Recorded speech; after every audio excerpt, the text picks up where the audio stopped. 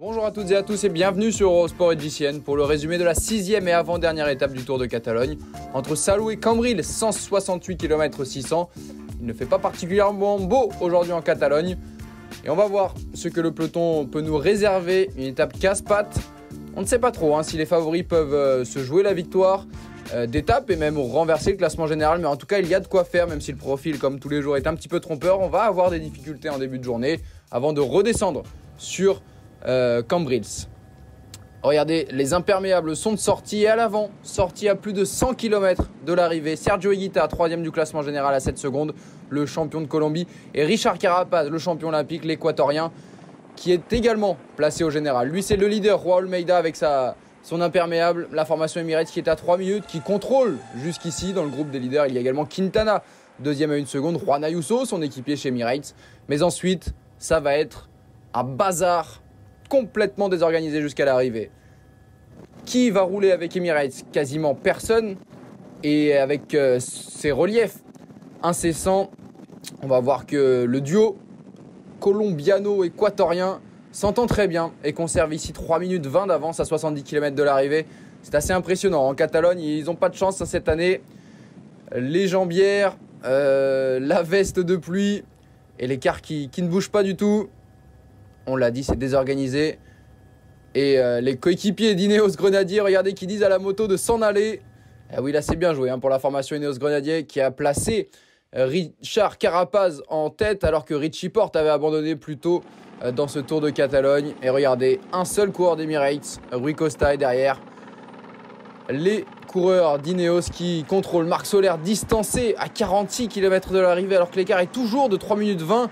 Ah là, ça commence à se compliquer pour la formation Emirates. Ça devient même très embêtant. C'est UnoX qui vient à la barre. La formation de Tobias Johansen, la formation norvégienne, qui se montre de plus en plus et qui assume aujourd'hui un rôle qui n'était pas forcément le sien au début de la journée. Le col de la Techeta en 2e catégorie, avec toujours ce duo qui compte 2 minutes d'avance à 28 km. Alors l'écart se réduit forcément un petit peu. Ils ne sont que 2 à l'avant. Ça commence sans doute à piquer un petit peu.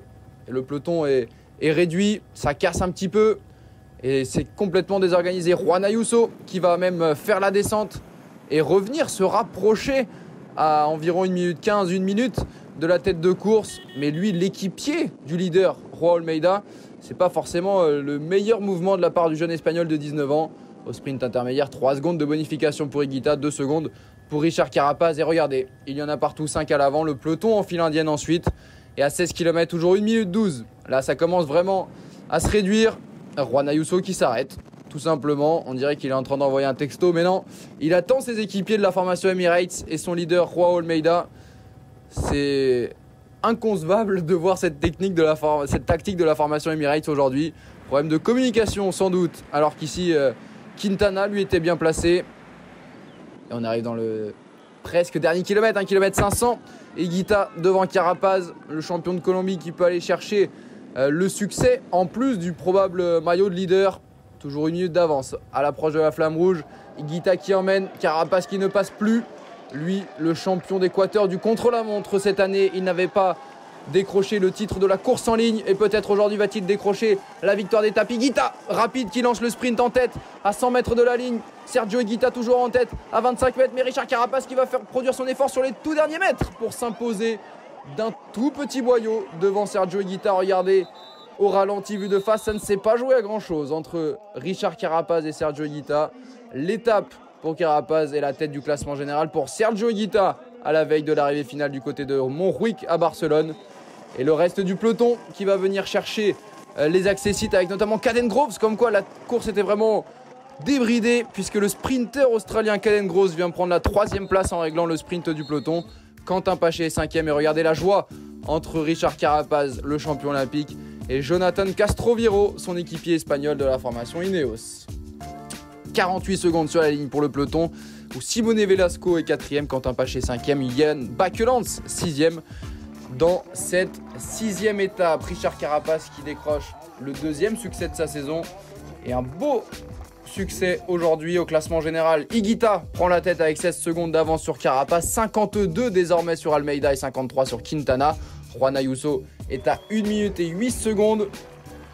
et Sergio Higuita qui prend d'ailleurs également la tête du classement des jeunes. Richard Carapaz, lui, la tête du classement par points, et Higuita est le meilleur grimpeur. Demain, la 7e et dernière étape au Tour de Barcelone, c'est une habitude, avec un passage à Castelldefels avec sprint intermédiaire. Et enfin, le circuit final de Montrouic, du côté de l'ancien village olympique des JO de 1992. Une étape que l'on sait qui peut être décisive. On sait qu'il y a très peu d'écart en tête entre les deux premiers, Carapaz et Higuita. Vont-ils nous offrir demain un nouveau récital entre le Colombien et l'Équatorien? Rendez-vous sur Eurosport et GCN.